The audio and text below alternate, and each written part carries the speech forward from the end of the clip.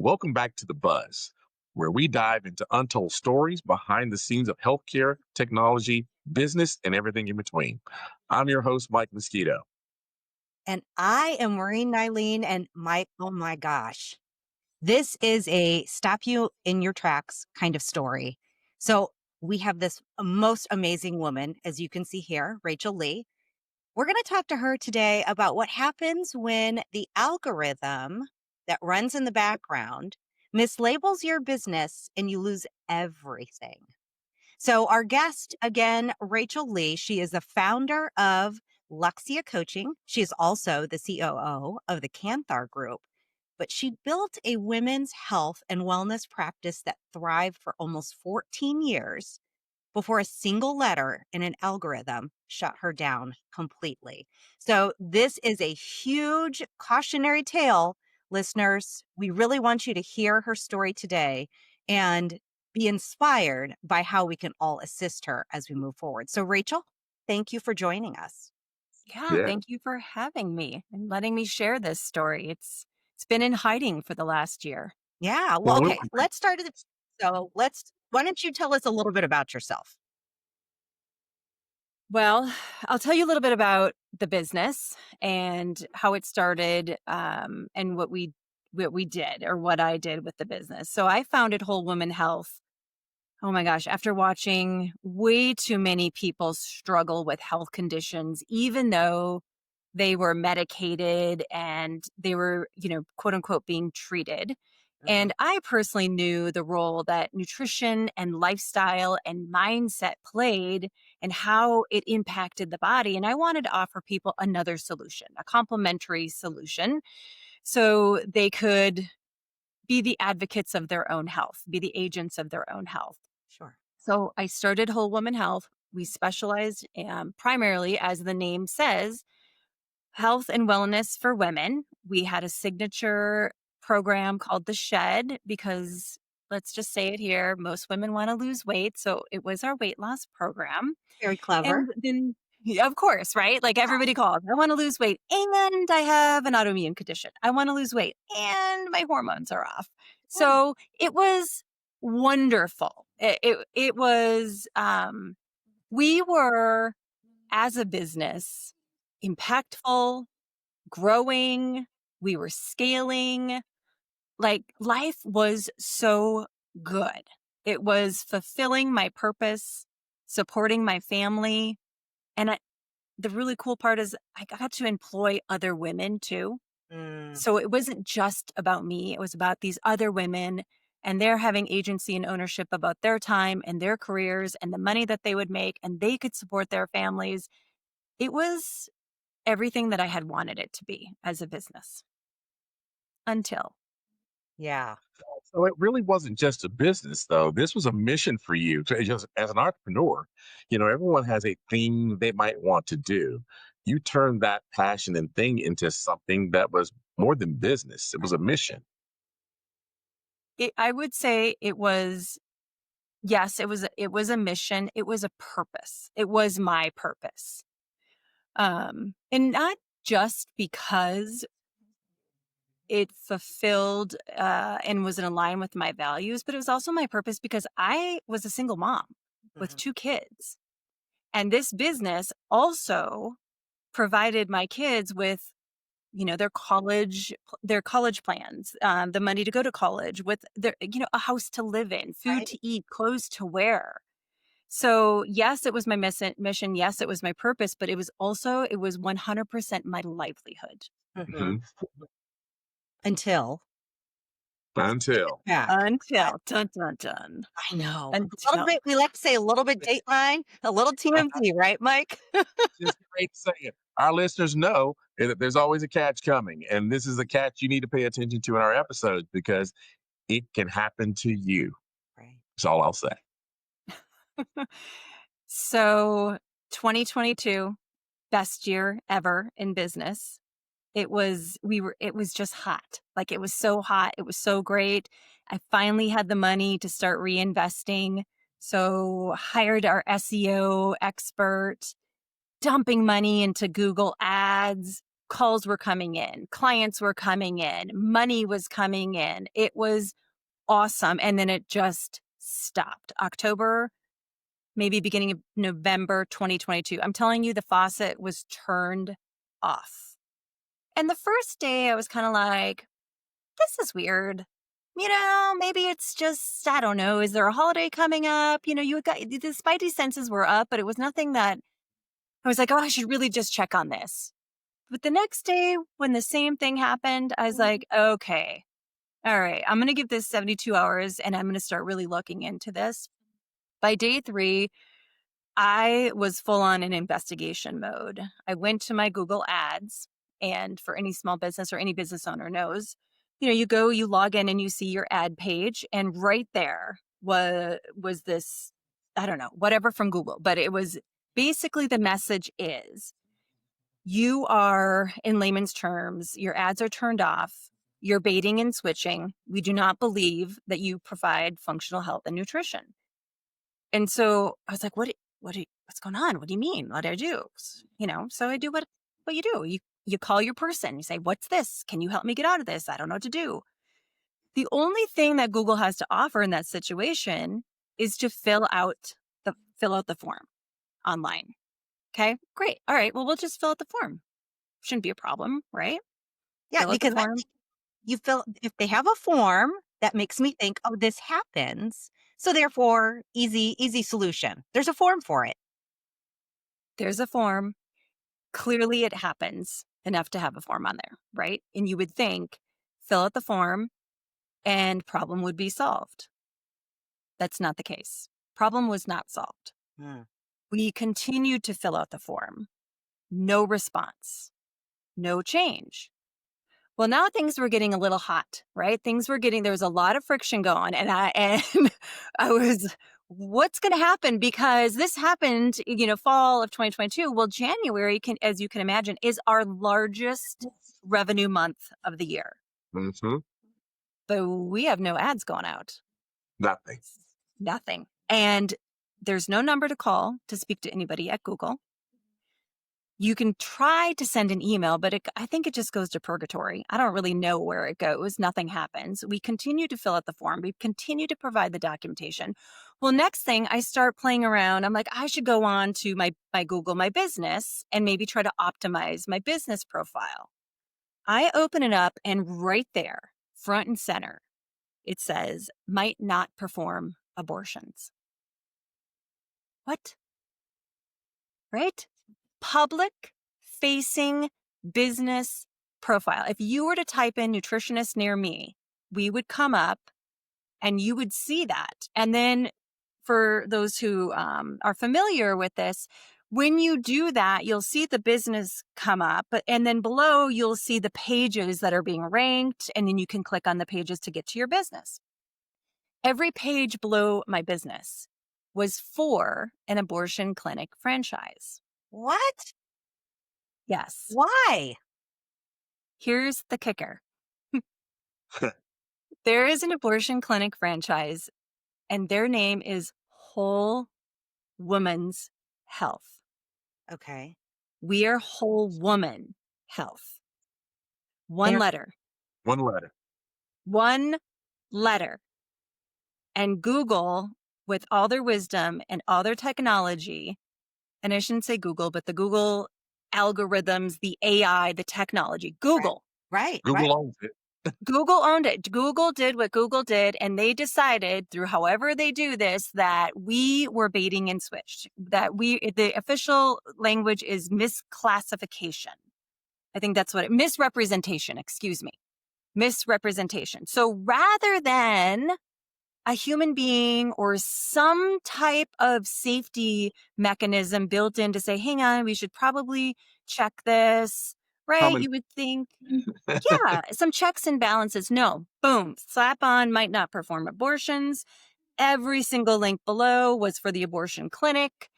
Ads turned off. Well, then the next thing I realize is, I can't prove this or not, but my email address was also blacklisted. I had friends. I don't know, but it's a Google email address. So And there's you're too many dotted lines to be like coincidence. uh, Yes? Well, and mhm, I think even if it wasn't, any reasonable human being would think that, Rachel, because you had already gone through everything else. Why wouldn't you draw the lines and make that a parallel? I don't know how any reasonable human wouldn't also feel the way that you felt. Thank you for saying that because that's exactly how I felt. I said, this is like, it's too coincidental that it's just, here's how I felt. I felt like every turn I made to Mhm. try to correct this or try to, find the root cause, every single turn I made, I would find more. I would find more evidence for the downstream effect of this. And it just didn't end. Even as I was trying to get out of this and trying to run Facebook ads and Instagram ads, which by the way are all connected to your website. Yeah. right. But your And web been tagged at that point. yes, we had already been tagged. And so we were trying to have workarounds and I hired the experts and I dumped the money in and they're like, we don't even know what's going on. We can't even get through on, and everybody knows like Facebook ads, right? Like if everybody can get through on a Facebook ad. We could not get through. And so for an entire year, this this is what I did. Is I tried to figure out how to clean this up, how to get somebody or something to change at Google, and nothing would change. Nobody could help me. I was completely stuck. Wow. Wow.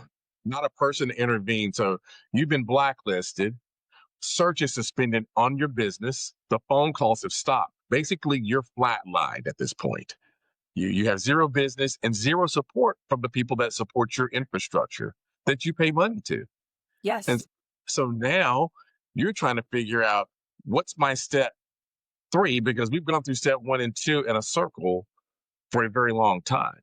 What happens next when you're trying to find your way through a big company like that, and you're this little startup that's been doing well, and someone's pulled the plug on your business? What happens next for you? Well, a couple things. So I did get introduced to somebody very high up at Google. So I had at the time I had a client, big job, big position, lots of connections, and she said, "What is going on?" Because she's the one who called me. She's like, "What is going on with your business?" I'm like, "Yeah, well, sit down, let me tell you." And she's like, "I'm finding you somebody." So she walked to her legal department, who introduced me to somebody at Google Legal. Interestingly enough, is supposed to be having oversight on their AI. At least that's his current title.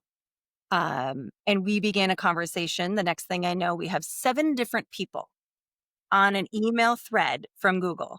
And I'm not talking like just, somebody randomly from customer service. These are high up individuals with authority and influence at Google. And I'm not going to name their names.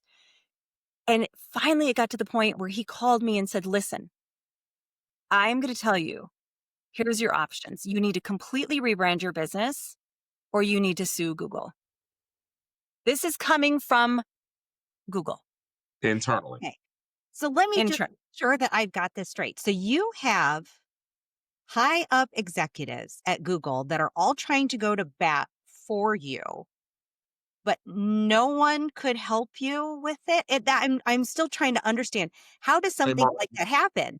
Maureen, you and I know this best. You know, the higher you go in the organization, the less they know about the actual workings of the organization. Okay, and that's totally fair, Mike. And so maybe that was your experience then, Rachel. I mean, they were so disconnected, they didn't know the man, woman, or individual that could go in and make the adjustment to take you off of this secret list that would keep you blacklisted. Does not make any sense. Make this make sense. Well, yeah, right. That's what I said too. Make this make sense. And I think, Mike, you nailed it. Is they were too far removed from the actual root cause of it. Hmm. But I also think after a while, they were probably just tired of me. I was just kind of an annoyance. And rather than say, you know what, let's find you a tech that can go on and change the code and make all this go away and get you reinstated. That's really what I needed. But when you're in it, you don't know the questions to ask. And you're Right. also in fight or flight, and you're panicking. So yeah, Maureen, that was my question too. I was like, I felt like I was a kindergarten teacher Mhm. explaining their product to them as the end user. Okay, this happens, and then this happens, and then this happens, and all we have to do is this. Can anybody help me? And they couldn't, or they didn't want to. Well, they didn't know, right? They didn't know how to help you because they're not technical, one. And two, are you pumping $30 million into Google a year?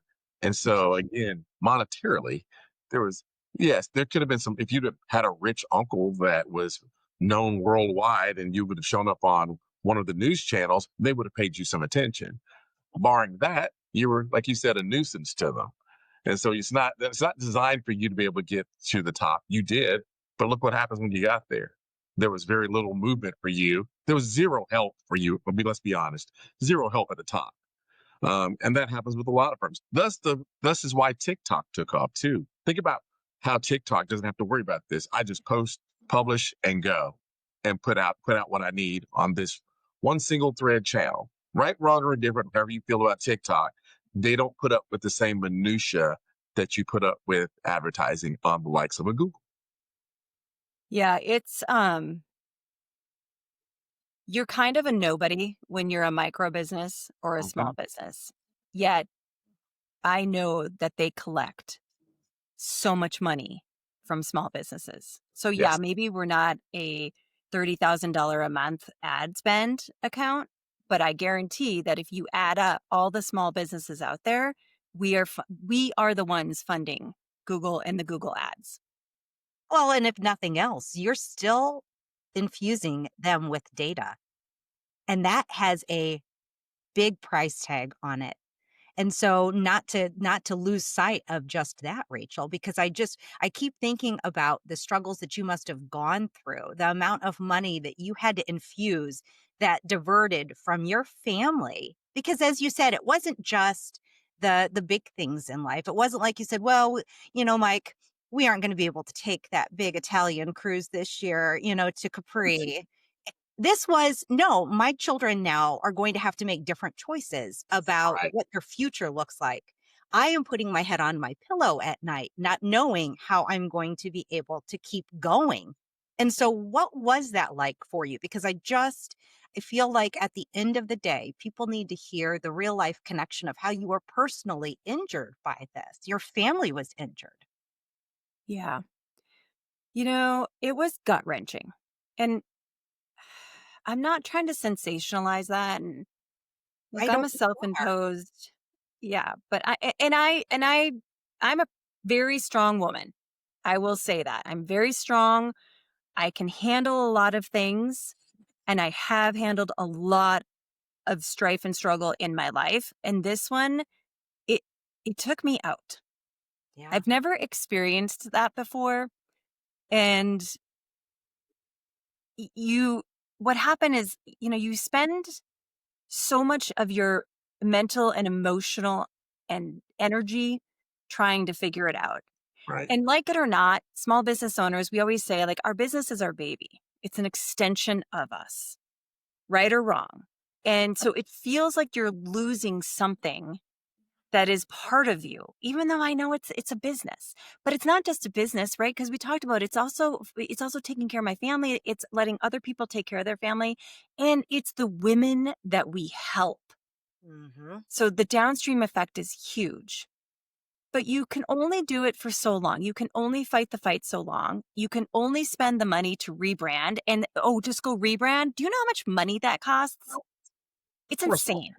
for a Yes. small that's unfair for a Yeah. For small a business. small business, exactly. So maybe it was $30,000, but $30,000 for a micro business is still a lot of money, especially when you've already been dumping money in to try to stay alive. Hmm. So, it's, I just got to the point where I couldn't, I just couldn't anymore. Yeah. And I woke up one morning and I just said, I'm done. Mm. I'm done with the fight. I have no idea what I'm going to do. I don't Mhm. even have a business that I could sell because what am I going to sell you? A blacklisted website that goes to an abortion clinic when I mean, like that, like I was just done.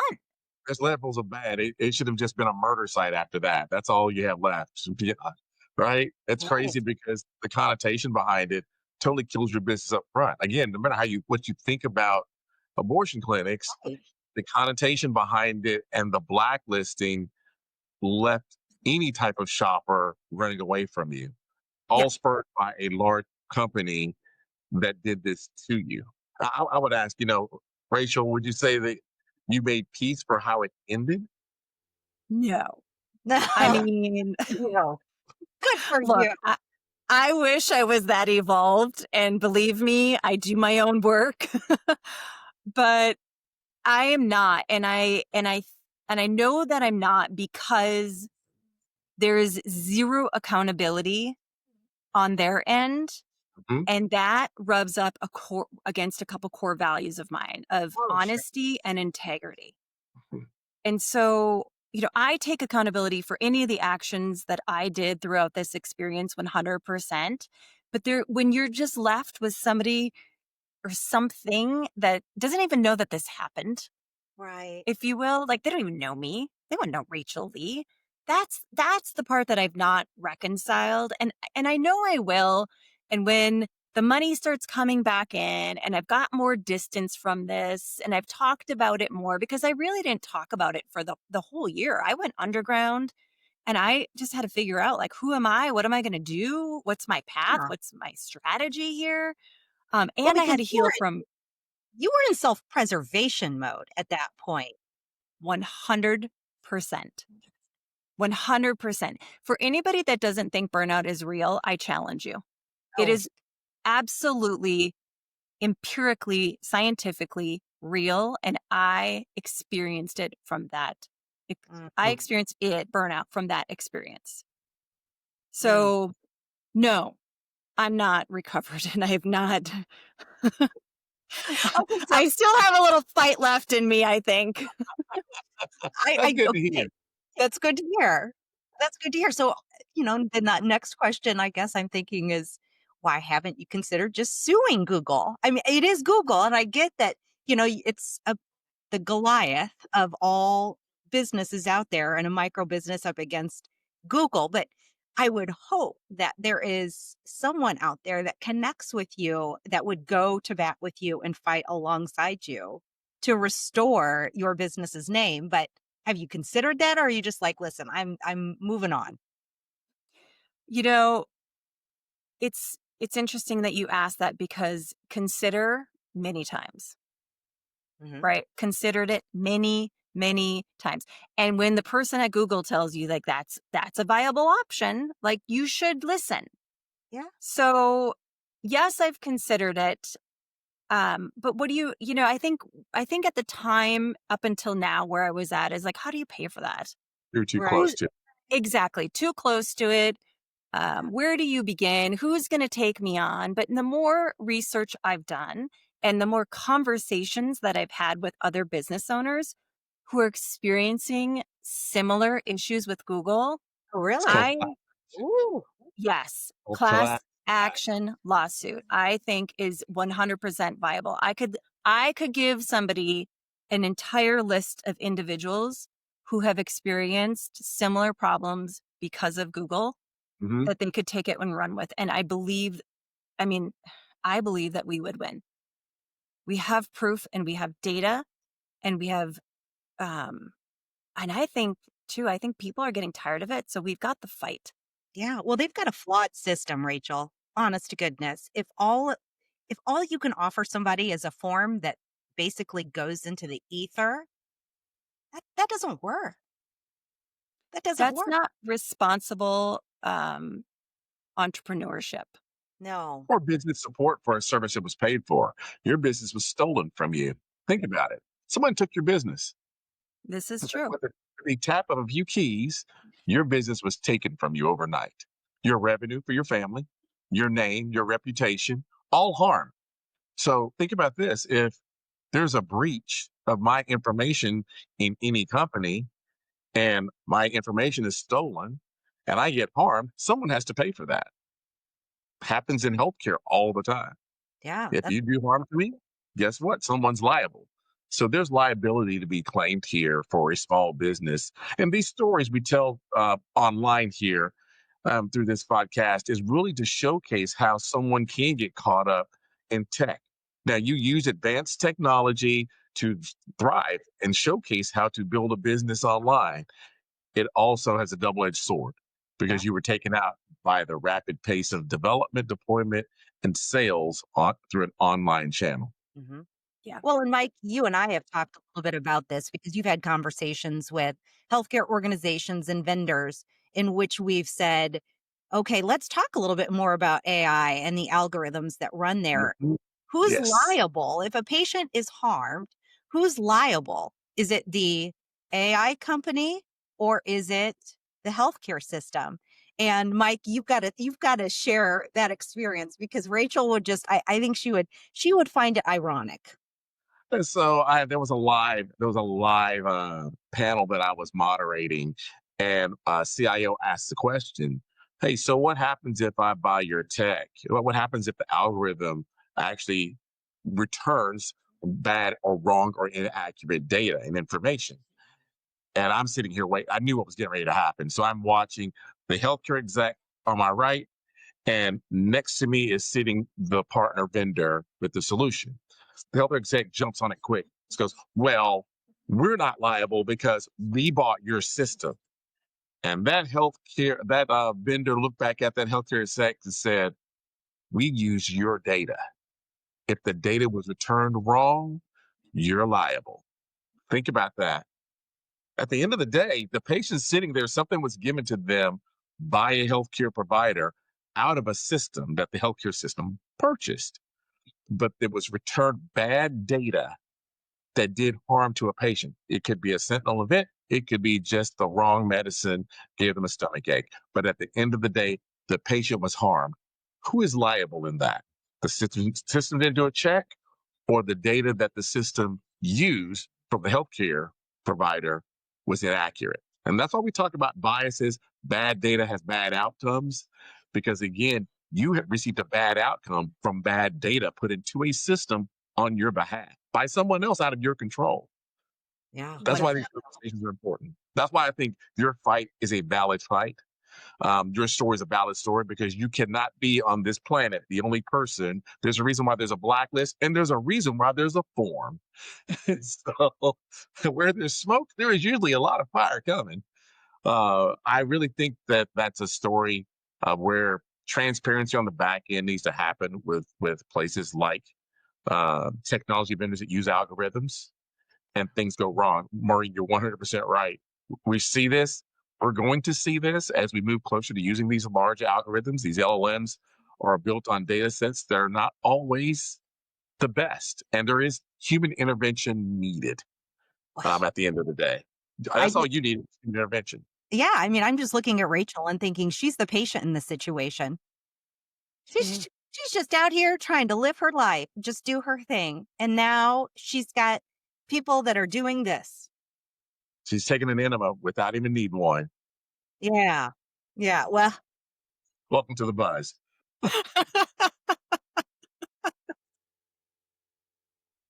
At That was least I will perfect. at least I will do it, Rachel. I don't let Mike do that. He's not clinical. No, no, no. No. We're not gonna be that awful to you. No. Oh my gosh. Oh, no. And so I think, Rachel, when you listen to the kinds of conversations that you're either reading online or what we're discussing here, what are you thinking? What are your next steps? What's ahead for you? Yeah. Well, obviously, I would say if anybody out there wants to start a class action lawsuit, like we definitely need to connect and see where we can take this. Um, Number two is it's time to move on. And I feel healed and ready to do that. So, yes, partnered with my partner and brought in the women's executive coaching and leadership at the Canthal Group. But always have been wondering, like, okay, when is my business ready to come back, and what does that look like? And I got to that place about a month ago where I just went back to what I know to be true, what I know I can do, very well and how I can serve people. And so Luxia Coaching is now back without Google. Luxia Coaching is back without Google, and we are scientifically supporting women through burnout. Very Mm, nicely done. Congratulations on yeah. that. Yeah. Thank you. Thank you. I feel nervous. I'm not going to lie. There is, I'm a little apprehensive, but ultimately I know what I can do and I know what I'm supposed to do in this world, and I will figure it out with or without the tech giants, with the Google. I'm sure with, because it's just part of it, but I will do it different and I will be much more keen and much more aware when things start to look a little slippery. Mm, And I will say, you've been around this. You're an educator on this subject and this topic now for small and micro businesses in dealing with these types of problems because you went through it, lived it, and you're out the other side of it now. But I will say to our listeners, if you are a small micro business and you felt this pain, as you've seen Rachel go through it today with you online here, I also reach out to us here at the buzzpodcast.net and let us help tell your story or connect you with someone that can help you with your story. Because I think that that's where community comes together to help solve these problems where these big companies are showcasing, come to us and we'll promote you, but they can also shut you down in a heartbeat and your business will be gone overnight. mm, Rachel, thank you very much for joining us today. This has been an incredible episode because it ties into what Maureen and I are around technology a lot. She just finished running a portfolio of technology for a health system. And I'm around technology, AI, and algorithms all the time, including having a healthcare IT algorithm and business firm around AI. These subjects and topics help generate conversation that are providing awareness and some thought around how you should be aware if your business is tied to one of these algorithms or the business of AI, and how you can get caught under the wheels of motion, the wheels of engineering on the back end and not get the help or support that you need. So, thank you very much for telling your story with us today. Thank you for having me and letting me share this story. It's very cathartic, and I feel it was time so that, like you said, other people know how to protect themselves. So yeah. I appreciate the two of you. Oh, it was a pleasure. And honestly, Rachel, I would be remiss if we didn't take an opportunity. Tell the listeners and the viewers again, how can they find you so that they can help you as you're rebuilding your business? I want Mhm. to make sure that we're giving you that extra hand because my gosh, girl, you've gone through it. So again, let's do a little plug for you. Thank you. I appreciate that. So, of course, you can find me on LinkedIn. That's how the two of you found me, Rachel Leigh. And Luxia Coaching. That will be for the burnout for women, LUXIA coaching.com. And if you're on the executive side and the corporate side, the Canthal Group, we're happy to serve you at either of those places. And I'm sure we'll drop links into show notes, I'm guessing. Great. We'll Yeah. make sure that those links are in the show notes as well. That's it. Yes, Well, that's thank right. you very much again for joining us. And to all of our listeners out there and our viewers, thank you for joining the Buzz Podcast on another provocative and interesting journey with Rachel Leigh and her troubles with algorithms in driving her business. Today is one of those pivotal points where you need to pay attention because it could affect you at any point of your journey in growing your business. And so the Buzz is here to give you these type of insights, a little bit of TMZ, and as Maureen say, a little bit of Dateline. That one scares me. No one's died, right, Rachel? Not yet. And so until next time, find us, like and subscribe on your favorite podcast channel. And until next time, keep buzzing.